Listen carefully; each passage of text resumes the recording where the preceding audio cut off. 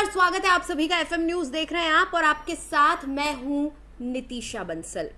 ED के सवाल मचा सियासी घमासान। इन तस्वीरों को देखकर और इस टेक्स्ट को पढ़कर आप समझ पा रहे होंगे कि मेरा इशारा किस तरफ है। लगातार ईडी छापेमारी की कार्रवाई कर रही है, तमाम घोटालों पर से पर्दा उठ रहा है, करोड़ों रुपए कैश बरामद हो रहा है, करोड़ों हजारों करोड़ का बल्कि खुलासा हो रहा है घोटालों का। और इस सब के चलते विरोधी पस्त होते नजर आ रहे हैं। मोदी विरोधी इतना डर क्यों रहे हैं, विपक्ष इतना डर क्यों रहा है, लगातार ईडी पर सवाल खड़ा क्यों कर रहा है। आज भी हमने देखा कि नेशनल हेराल्ड के इस मामले में आज जब हेराल्ड हाउस में छापेमारी की गई, लखनऊ में छापेमारी की गई, तो लगातार प्रदर्शन का दौर जारी रहा। कांग्रेस के कार्यकर्ताओं ने आज भी प्रदर्शन किया है। इससे पहले भी हमने तस्वीरें देखी कि जब राहुल गांधी से जो है पूछताछ कर रही थी ईडी, राहुल गांधी से कई दौर की पूछताछ हुई है, कुल 50 घंटे उनसे पूछताछ की थी। और उस दौरान हमने देखा कि कांग्रेस के कार्यकर्ता लगातार प्रदर्शन कर रहे थे, लगातार सड़कों पर उतरे हुए थे। इस पूरे मामले को लेकर संसद तक में प्रदर्शन किया गया है, गांधी प्रतिमा के आगे बैठे हुए थे। वहीं दूसरी तरफ जब सोनिया गांधी से सवाल किए गए तो कांग्रेस ने हिंसक प्रदर्शन तक कर दिया था। सिर्फ धरना और नारेबाजी को छोड़कर आगजनी पर उतर आए थे। और उसके बाद हम दूसरे मामले की अगर बात कर ले तो दूसरा मामला हमें मुंबई में देखने को मिला है। महाराष्ट्र में उद्धव के पार्थ ने यहां पर 1034 करोड़ का घोटाला कर दिया। पात्रा चौल की हम बात कर रहे हैं, जिसमें 672 किराएदारों को फ्लैट बनाकर देने थे। कुल मिलाकर 3000 फ्लैट बनने थे, बना कुछ भी नहीं। पैसा इधर से उधर हो गया, करोड़ों का घालमेल हो गया और हाथ वो जो लाभार्थी थे जिन्हें ये मिलना था उनके हाथ कुछ भी नहीं आया।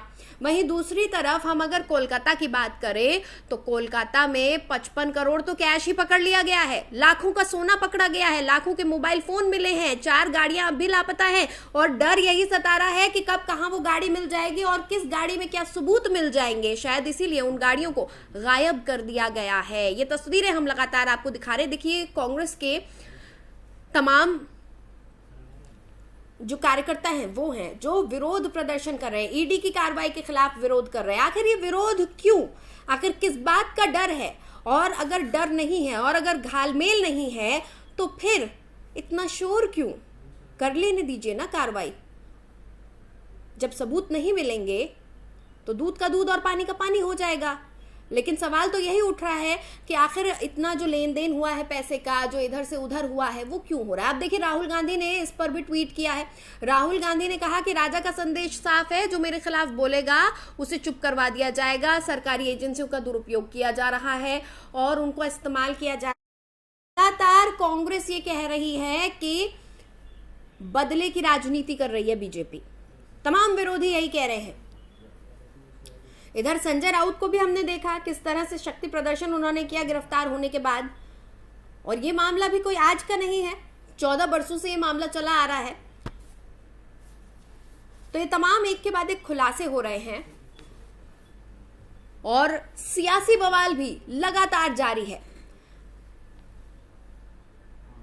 एक बार हम आपको सुनवा देते हैं कि कांग्रेस क्या कह रही है, क्योंकि कांग्रेस आज भी यही कह रही है कि ईडी जो कार्रवाई कर रही है ये बेमानी है, सिर्फ मुद्दों से भटकाने की कोशिश कर रही है। सुनवाते हैं आपको। मुद्दा महंगाई और बेरोजगारी है। कुछ भी कर लीजिए, आप कितने भी पाबंदी लगाइए, आप कितने भी छापे मारिए, हम उन 2 मुद्दों से देश का, जनता का ध्यान भटकने नहीं देंगे। चाहे संसद में हो और चाहे सड़क पे हो, चाहे प्रधानमंत्री का आवास घेरने की बात हो जो 5 तारीख को हम करेंगे, या राष्ट्रपति आवास पर वॉक टू राष्ट्रपति भवन पर चलने की बात हो। मुद्दे इस देश के बेरोजगारी और कमर तोड़ महंगाई हैं और उससे हम ध्यान बिल्कुल नहीं भटकने देंगे। खास चर्चा करने जा रहे हैं। हमारे साथ इस वक्त चुके हैं कांग्रेस से, उन्हीं के साथ हम ये चर्चा सबसे पहले शुरू करते हैं। कुछ देर बाद हमारे साथ कुछ और खास मेहमान जुड़ने वाले हैं, उनसे भी हम बातचीत करेंगे। बहुत बहुत स्वागत है सर आपका। जी नमस्कार। नमस्कार सर। सर एक बात बताइए, जब भी ईडी अपनी कोई छापेमारी की कार्रवाई करने जाती है, ईडी पूछताछ करने जाती है, ईडी छानबीन करने जाती है, तो कांग्रेसी कार्यकर्ता प्रदर्शन क्यों करने लगते हैं? क्यों ईडी को कार्रवाई नहीं करने देते हैं? अपना काम कर लेने दीजिए, सरकारी एजेंसी है वो। देखिए, आज के समय में इस भारत में सबसे बड़ा झूठ कांग्रेस पार्टी को लेकर के ये फैलाया गया है कि जब भी ईडी की जांच होती है, जब भी सीबीआई की जांच होती है, तो कांग्रेस प्रदर्शन करती है, कांग्रेस अर्जन करती है। लेकिन ये जांच पड़ताल किसने की कि कांग्रेस का प्रदर्शन ईडी के खिलाफ होता है? इसकी पुष्टि किसने कर दी? ईडी कार्रवाई कर रही है। आज हमने खुद विजुअल्स देखे हैं, हेराल्ड हाउस के चौथे माले पर ईडी अपनी छानबीन कर रही थी। आपके कार्यकर्ता हैं, आपके पदाधिकारी तस्वीरों में दिख रहे हैं। मैं वो तस्वीरें टीवी पे दिखा रही हूँ इस वक्त। बिल्कुल, मैं आपको एक आंकड़ा, पुलिस उन्हें रोक रही है लेकिन वो घुसते चले जा रहे हैं बिल्डिंग में। बिल्कुल, मैं आपको एक आंकड़ा दे देता हूँ। जब मनमोहन जी प्रधानमंत्री थे और यूपीए की गवर्नमेंट थी, तो उस यूपीए की गवर्नमेंट के जो 10 साल थे उसमें लगभग 1000 से ज्यादा जगह ईडी और सीबीआई की जो है रेड पड़ी। अब 8 साल की जो गवर्नमेंट रही है, इस 8 साल की गवर्नमेंट में कम से कम 3000 से ज्यादा जगह रेड हुई। लेकिन हास्यास्पद बात यह है, बड़े दुख की बात यह है, गंभीर बात यह है कि ईडी और सीबीआई बीजेपी के तमाम भ्रष्ट नेताओं के घर का रास्ता भूल जाती है, उसे सिर्फ कांग्रेस याद दिखाई देता है। और कांग्रेस में वो लोग, अरे सर, जब आपकी सरकार थी, जब कांग्रेस सत्ता में थी, तो भी ये आरोप लगता था, तब सीबीआई को कहा जाता था कि सरकार इस्तेमाल कर रही है। अब ईडी कार्रवाई कर रही है तो आप कह रहे हैं कि ईडी का इस्तेमाल किया जा रहा है। मतलब देश में घोटाले ना खुले, घोटाले खुलेंगे तो विपक्ष यही कहेगा। नहीं, देखिए, एक बात बड़ी स्पष्ट है और वो इस समय देश को समझने की जरूरत है। देश इस समय समझ रहा है। आपको मैं बताऊं, शुभेंदु अधिकारी जब वो टीएमसी में थे, बीजेपी ने ही उनके खिलाफ मोर्चा खोला था, तमाम आरोप लगाए थे गंभीर से गंभीर। लेकिन सवाल आपसे ये है, आप मुद्दे को भटका रहे हैं। मेरा सवाल ये है कि क्यों कांग्रेस के कार्यकर्ता, क्यों पदाधिकारी प्रदर्शन करने पहुंच जाते हैं? क्यों, क्या ये दबाव बनाने की कोशिश कर रहे हैं आप? मैं बड़ा सिंपल तो आपको जवाब दे रहा हूँ, आप सुनिए तो सही। मैं क्या कह रहा हूँ, मैं यही कह रहा हूँ कि शुभेंदु अधिकारी जब टीएमसी में थे तब यही बीजेपी थी जो पानी पी पी करके, नहा धो धो करके उनके खिलाफ आरोप लगाती थी। जिस दिन से शुभेंदु अधिकारी इनकी पार्टी में शामिल हुए, उस दिन से वो बिल्कुल पाक साफ हो गए, कोई समस्या और कोई परेशानी रह गई। और छोड़िए, मुकुल रॉय जब टीएमसी में थे, यही भारतीय जनता पार्टी थी जिसने तमाम आरोप उनके ऊपर लगाए थे। और जब वो भारतीय जनता पार्टी में शामिल हुए, उन्हें पार्टी का वेस्ट बंगाल से उपाध्यक्ष बनाया गया। तमाम ऐसे लोग जब वो विपक्ष में रहते हैं तो बीजेपी उनके खिलाफ मोर्चा खोल करके रखती है, लेकिन जिस दिन वो वहां से ले करके भारतीय जनता पार्टी में शामिल किए जाते हैं, वो बिल्कुल पाक साफ हो जाते हैं। ये बड़ी विडंबना के साथ में आपसे सवाल पूछता हूँ, आप बताइए, इनके पास ऐसी कौन सी वोटिंग मशीन है कि वहां से भ्रष्ट नेताओं को पकड़ करके इस वोटिंग मशीन में डालते हैं, दूसरी तरफ से वो बिल्कुल साफ सुथरे होकर के निकलते हैं? ये सब शब्द मैंने टीएमसी के मुंह से सुने हैं, बिल्कुल यही शब्द, बिल्कुल यही शब्द कि क्यों धूल कर वापस आ जाते हैं। कांग्रेस के भी एक और प्रवक्ता थे, उनके साथ में मैं बातचीत कर रही थी, अभी 3 दिन पहले की बात है, मैं डिबेट कर रही थी, तब भी उन्होंने बिल्कुल यही शब्द बोले थे। शायद विपक्ष ने सोची समझी ये बिल्कुल लाइंस शायद सर्कुलेट हो रही हैं कि हमें क्या बोल रहे हैं, प्रवक्ताओं को पता है। सर, मैं अपना सवाल फिर दोहराती हूँ, क्यों प्रदर्शन किए जाते हैं? कार्रवाई को बीच में रोकने की, कार्रवाई में खलल डालने की कोशिश क्यों की जाती है? फिर से सवाल दोहरा रही हूँ। पहले मैं आपको स्पष्ट कर दूं कि जिसने भी गलत किया है, जिसकी भी मंशा गलत है, जिसकी भी नीयत गलत है, उसके खिलाफ सीबीआई की जांच हो, ईडी की जांच हो, उस पर एफआईआर हो, उसे जेल जाना चाहिए। कांग्रेस पार्टी कभी भी इसमें रुकावट में नहीं आती है। तो लेकिन पता कैसे चलेगा कि बात खत्म हो जाने दीजिए, बात खत्म हो जाने दीजिए। बिल्कुल मैं आपका सवाल लूंगा, बिल्कुल मैं आपका सवाल लूंगा। लेकिन आज दिक्कत इस बात की है कि जिस तरीके से इस ईडी का आतंक आज देश में हैशटैग ट्रेंड हो रहा है, ईडी का आतंक, जिस तरीके से इसका दुरुपयोग किया जा रहा है, सिलेक्टिव अप्रोच के साथ, सिलेक्टिव विपक्ष के साथ, जिस तरीके से टारगेट करके लोगों को जो है वो किया जा रहा है, इसमें दिक्कत है। हम शक्ति प्रदर्शन, हम विरोध प्रदर्शन ईडी के खिलाफ नहीं कर रहे हैं, लेकिन सरकार के निर्देश पर जिस तरीके से, जिस नियत और जिस मंशा के साथ ये कार्रवाई की जा रही है, हम सवाल के इर्द गिर्द घूम रहे हैं, लेकिन मेरे सवाल का जवाब आप नहीं दे रहे हैं कि ईडी अगर छानबीन करने गई है तो क्यों हेराल्ड हाउस के अंदर घुसने की कोशिश कांग्रेस के कार्यकर्ता कर रहे थे, क्यों सीढ़ियों तक आगे चढ़कर चले गए, क्यों पुलिस के रोकने पर नहीं रुके थे? ये तो बड़े बड़े गजब की बात है जो सवाल भारतीय जनता पार्टी लगातार पिछले 8 साल से पूछती आई, वही सवाल आज आप भी पूछ रहे हो। मैं आपसे ये पूछता हूँ, आप मुझे ये बताइए कि जब भारतीय जनता 3 बार पूछ चुकी हूँ, मुझे जवाब नहीं मिला है, शायद कांग्रेस जवाब देना ही नहीं चाहती है। सर एक बार दूध का दूध और पानी का पानी हो जाने दिया कीजिए ना, तो आप पर भी सवाल नहीं उठेंगे। यही जो कांग्रेस कर रही है उसी का शायद आज नतीजा। आपने देश का नक्शा देखा है, देश की सबसे बड़ी पार्टी हुआ करते थे कांग्रेस, और आज आप सुन तो लीजिए 1 मिनट। मैं ये कह रहा हूँ कि जब भारतीय जनता पार्टी ने ये स्पष्ट कर रखा है, ईडी और सीबीआई की जांच होने से पहले उसने ये रिजल्ट भी निकाल करके रखा है कि हेराल्ड केस में इन्होंने गबन किया है, लेन देन हुई है, गड़बड़ घोटाला किया है, तो सीधे एफआईआर दर्ज करनी चाहिए, उठा करके जेल में डालना चाहिए। फिर ये ईडी और सीबीआई का फंसी खेल क्यों जा रहा है? एक तरफ आप ईडी और सीबीआई की जांच करवा रहे हो और दूसरी तरफ प्रेस के मन और मस्तिष्क में एक अलग तरीके का निगेटिव सवाल विपक्ष के प्रति आप उनमें भरते जा रहे हो। ये देवदत्ता रवैया जो है ना, ये देश समझ रहा है और इनकी मंशा बड़ी अच्छी खासी तरीके से समझ में आ रही है, क्योंकि जिन नेताओं को, जिन विपक्ष के नेताओं को ये गालियां देते थे, जिन पे आरोप लगाते थे, जिनके खिलाफ स्टिंग ऑपरेशन चलाते थे, जब इनकी पार्टी में शामिल हुए तब वो बात साफ हो गए। ये भैया कौन सा नियम है, ये कौन सा लोकतंत्र है, इनका कौन सा विधान है, आज तक देश की जनता समझ नहीं पा रही है। जब विपक्ष में होता है तो प्रश्न इनके साथ होता है, बात साफ हो जाता। आप ही जवाब दे दीजिए इसका मुझे, ऐसी कौन सी बच्ची ले लो इसमें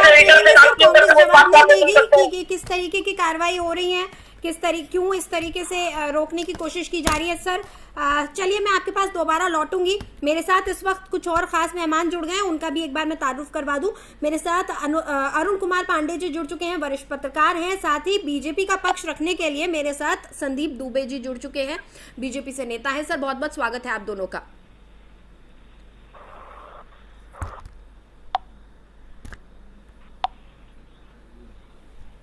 सर सबसे पहले जी संदीप दुबे जी, मैं आपसे जानना चाहूंगी कि लगातार विपक्ष तो ये कह रहा है कि ये ईडी की जो कार्रवाई है ना, ये आप सिर्फ इसलिए कर रहे हैं कि मुद्दों से भटक जाएं, और दूसरी चीज मेरे साथ इस वक्त गोपाल तिवारी जी जुड़े हुए हैं, वही रटे रटाई लाइन। मैं भी सुन रहा हूँ आपकी आवाज, अरुण कुमार पांडे जी मैं इस वक्त दुबे जी से सवाल ले रही हूँ कि क्यों विपक्ष बार बार ये कह रहा है कि जो आपके साथ होते हैं वो वॉशिंग मशीन में धुल कर आए हों, इतने पाक साफ हो जाते हैं, और जब वो विरोधी होते हैं तो वही कटघरे में खड़े हो जाते हैं। देखिए मैं 2 बातें स्पष्ट कहना चाहता हूँ। गवर्नमेंट को एफआईआर लॉन्च करती है, उस पर कार्रवाई करती है, तो ईडी सीबीआई की जरूरत ही नहीं पड़ती। ये जितने बड़े होती है जब स्टेट फेल हो जाती है, स्टेट जो है खुद ही करप्शन में लिप्त हो जाए, स्टेट सरकार जो है खुद ही ऐसा अव्यवहारिक काम करे जिससे देश को, प्रदेश को, जनता को नुकसान, तो ये घोटाला है। और ऐसे घोटालों को हम दूसरे की बुराई करके, आप मानिए कि मैं बहुत बुरा हूँ, मैं मान लेता हूँ, मेरी बुराई करके क्या आप अपनी जो गलत आप काम कर रहे हैं, आपकी जो गलत नीति है, क्या आपकी गलत सोच है, उस पर पर्दा डाल सकते हैं। और जो साथी ये सवाल उठा रहे हैं, मैं उनसे एक बात और कहूंगा कि 2004 से 2014 तक जब पूर्व में कांग्रेस लीड गवर्नमेंट थी, तो 108 या 112 ऐसी 11 जगह के आसपास जितने 10 सालों में छापेमारी हुई थी ईडी की। अभी 2014 के बाद आज 2022 है, 7 सालों के अंदर लगभग 3000 से ऊपर छापेमारी हुई है। तो ईडी किसी को देख के छापेमारी नहीं कर रही। इवन बीजेपी वालों के खिलाफ भी हुआ है, सपा वालों के खिलाफ भी हुआ है, बसपा वालों के खिलाफ हुआ है, कांग्रेस वालों के खिलाफ है। और ये जरूरी नहीं कि हमने राजनीतिक पार्टी का अगर चोला पहन लिया है तो क्या हमारे खिलाफ कोई कार्रवाई नहीं और समाज को लूटने का हमें सर्टिफिकेट मिल जाता है। तो हमें ये मानसिकता बदलनी पड़ेगी। पहली बात है कि हमें ये मानसिकता बदलनी पड़ेगी और हमें सोचना पड़ेगा। नोटबंदी जब हुई थी तो इसके लिए हुई थी कि अब जो ये काले धन है वो खत्म हो जाए। लेकिन देखिए काला धन आज किसके पास है? कांग्रेसियों के पास है। काला धन आज किसके पास मिल रहा है? क्योंकि इनको आदत पड़ी हुई है पैसा बटोर बटोर के अपने तिजोरी में भरने की। तो आज ये इनकी तिजोरी खाली हो रही तो थोड़ा गुस्सा आएगा और ये कोई गुस्सा मुझे लगता है कि आना भी चाहिए। अगर गुस्सा नहीं आ रहा आएगा तो देश जिस तरह चलाया है, देश की आम जनता का विश्वास कैसे आज की दौर की जो एनडीए लीड गवर्नमेंट है, यशस्वी प्रधानमंत्री जी के नेतृत्व में जिन्होंने कहा था खाएंगे ना खाने देंगे, वो कैसे चरितार्थ होगा। एक बात और मैं कहूंगा कि देखिए, हम सबके अच्छे और बुरे कर्म से हमारा राष्ट्र प्रभावित होता है और हम सबको मिलकर अपने राष्ट्र समाज के लिए अच्छा करना चाहिए। कम से कम उन लोगों को चोरों की तो हिफाजत नहीं करनी चाहिए। जो चोर है, डाकू है, कहीं भी हो, किसी भी राजनीतिक दल में हो, उनको संरक्षण नहीं देना चाहिए। ठीक है, आपकी बात मैं समझ गई। ठीक है, अरुण पांडे जी लगातार हमारे साथ जुड़े हुए हैं। सर, क्यों ये देखने को मिल रहा है कि बाद हम देख रहे हैं बड़े से बड़े घोटाले सामने आ रहे हैं, कहीं पर 16 बिलियन की बात हो रही है, कहीं पर कैश मिल रहा है, 55 करोड़ का कैश मिल रहा है, जहां देखो वहां से नोट निकल रहे हैं, यहां तक कि टॉयलेट से नोट निकल रहे हैं। यहाँ तो 2000 की गड्डी आज तक नहीं देखी है, वहां ढेर लग गया है, कहीं 1034 करोड़ का घपला हो रहा है। चल क्या रहा है सर देश में? नहीं, यही तो मैं कहूँ कि सत्तासीन जो लोग हैं, सत्ता में जो बैठे लोग हैं, किस तरह से मलाई खा रहे हैं और जनता के दर्द की अनदेखी हो रही है। मुझे हैरानी होती है, कांग्रेस ने माननीय सोनिया गांधी या राहुल गांधी के खिलाफ ईडी ने कार्रवाई कोई सो मोटो नहीं की है। आपको याद होगा, सोनियम स्वामी ने केस दायर किया था, सुप्रीम कोर्ट तक मामला गया और ये लोग जमानत पर आओ। ये अभी 50 घंटे की पूछताछ हुई राहुल से, सोनिया जी से 11 घंटे की पूछताछ, जो हाई तोबा। आज देश में जो जनता की समस्या है, कांग्रेस के लोग उसकी तरफ नहीं आ रहे हैं। बड़ा हैरानी की बात ये आ रहे हैं कि सोनिया जी को क्यों आप ईडी बुला रही है। Sonia and Rahul ji law of India, किस तरह की बात हो रही है। जो सियासी पार्टी है उसके नेता और ईडी ने जो कार्रवाई की है, तो आप यदि गलत है तो कोर्ट में उसकी कार्रवाई को चुनौती नहीं है, बेबुनियाद है। आप पूछताछ के लिए बुला रही है तो सहयोग करना चाहिए। यही रूल ऑफ लॉ देश में बने हुए हैं। जो आपने अभी एक तस्वीर दिखाई कि नोटों की गड्डियां मिल रही है और पीएमसी और कांग्रेस इस तरह की ईडी की कार्रवाई का हाई तोबा मचाने का आज तो कोई देश ही नहीं रह गया है। इसलिए देश नहीं रह गया है कि अब आपने देखा कि एक मिनिस्टर शिक्षा मंत्री यहाँ छापे पड़ते हैं और उसके सहयोगी के यहाँ 50 करोड़ 55 करोड़ कैश मिलता है, 2000 की गड्डियां मिल रही है। ये क्या तस्वीर है? सत्ता में सीन में बैठे लोग, आज ये बहुत मौजूद कार्रवाई है ईडी की और इसीलिए सुप्रीम कोर्ट ने भी ईडी को जेल सिग्नल दिया है। ठीक है, ठीक है, इसलिए ईडी की कार्रवाई को कांग्रेस से एक बार जवाब मांग लेते हैं इस पर। तिवारी जी, आप अपनी बात भी कहिएगा, आप कुछ कहना चाहते थे। साथ ही मुझे एक चीज और बताइए कि आप अपना पक्ष तो रख रहे हैं, आप दूसरे जिनका घोटाला सामने आ रहा है, आप उनका भी साइड ले रहे हैं, आप उनके साथ भी बायस हैं। राहुल गांधी जी, कल जब संजय राउत जी का मामला सामने आया है, संजय राउत को गिरफ्तार किया गया है, उनको ईडी लेकर गई है, हिरासत मिली है, कोर्ट में पेश हुआ है और राहुल गांधी कह रहे हैं कि भाई तानाशाह है और सरकार के खिलाफ जो बोलेगा। अरे ये मामला कोई आज का तो नहीं है ना सर, कोर्ट में है ये मामला और उसके बाद ही पूरी जांच हो रही है।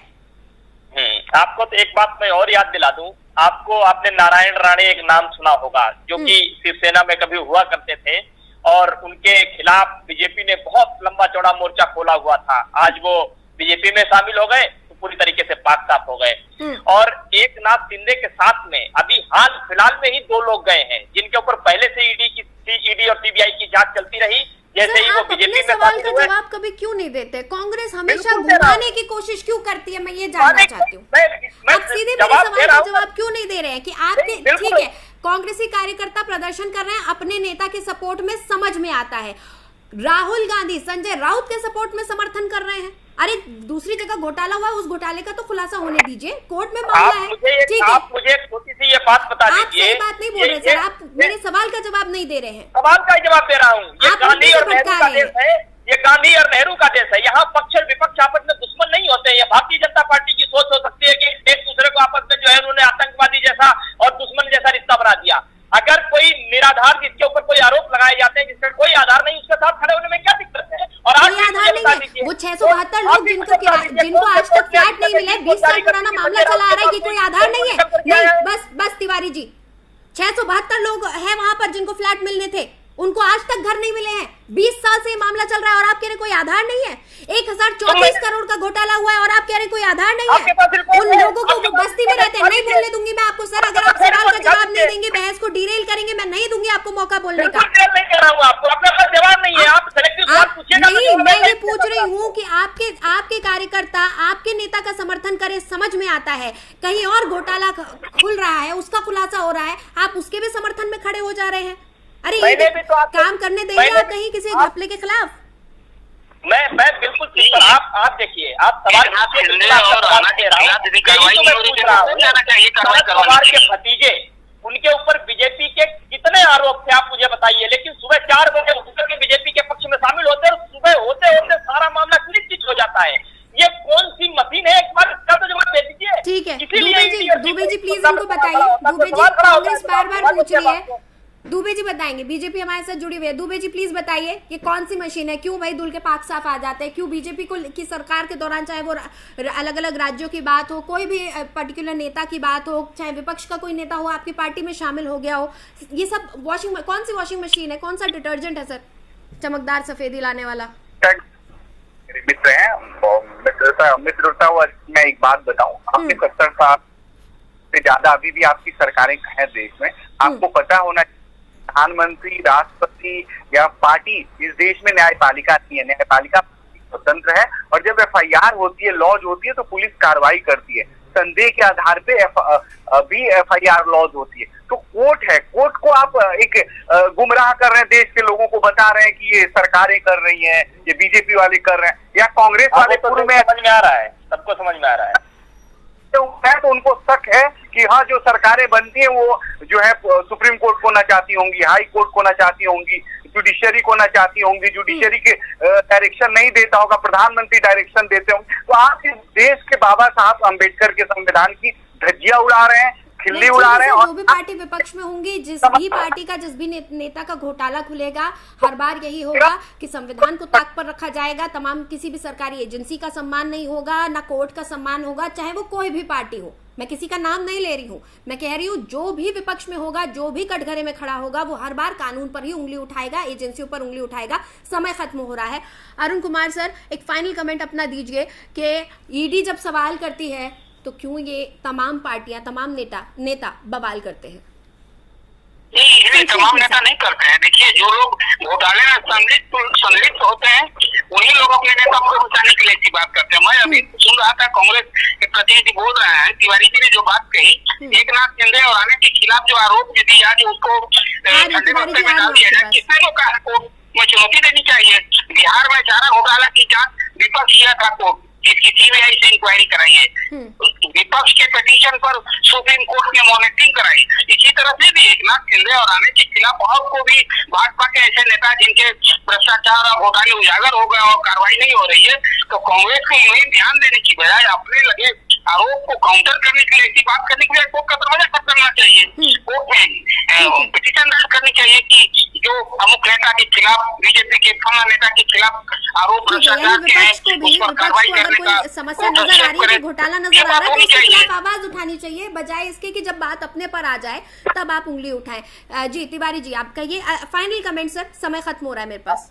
बिल्कुल, मैं बल्कि छोटे से 2 सवाल इनसे पूछता हूँ, अगर समय खत्म हो जाए तो दूसरे किसी डिबेट में मुझे जरूर बताएं। हमारे इस समय के CGI NV रमन्ना जी हर जगह जा करके लगातार एक ही अपील कर रहे हैं, एक ही बात लोगों से कह रहे हैं कि आज सत्ता पक्ष जो है वो विपक्षहीन शासन चाहता है। ये भारत के लिए कितना खतरनाक है, पहला इसका जवाब मुझे दे दें। आखिर वो जा करके हर जगह ये ऐसी बात क्यों करे? दूसरा, नितिन गडकरी जी ने